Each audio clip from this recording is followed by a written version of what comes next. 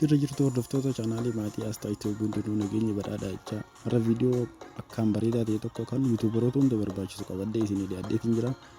Viidiyoon kiyyaas yuutuub chaanaalii banannee erga hojiitti seennee hojjetu boodatti yeroonii fi maqaa yuutuub chaanaalii keenyaa moggaafnu maal fayyadamuu qabnu yoo akkam goone dafee maqaan keenya tokkoffaa irratti akka namni sarchii godheen nuuf bahaa kan jiru waliin ilaallaa.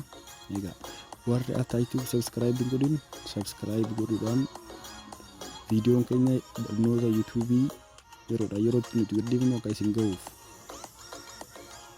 fayyadama subscribe godhuun nu gargaara jechaa.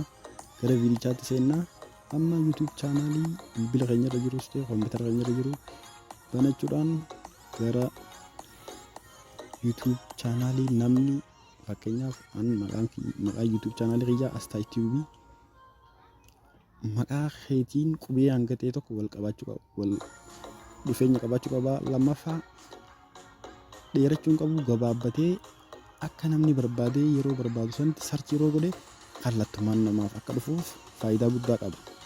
Gabaabsuun maqaa keetiin wal fakkeessuun immoo monetization irratti illee kiyya mataa isaa danda'e qaba. Fakkeenyaaf yuutuub chaanaaliin kan koo yoonii fi amma Astaa Itiyoo subscribe naa godhaa yee namaaf hime kallattumaan Astaa Itiyoo jedhee namni iddoo sarchii irra barreessee argachuu dirqama ta'uu qaba jechuudha. Keenyaaf an kiyya Astaa Itiyoo yeroonii fi Astaa Itiyoo subscribe naa godhaa yee namatti hime barreeffamaan Astaa Itiyoo jedhee namni kallattiin sarchii yeroo godhe tokkoffuma irratti gama gubbaa irratti kallattiin dhufuuf qaba jechuudha. Akkanatti fakkeenyaaf kiyya kana kallattumaan gama jalqabaa irratti seenaa jechuudha.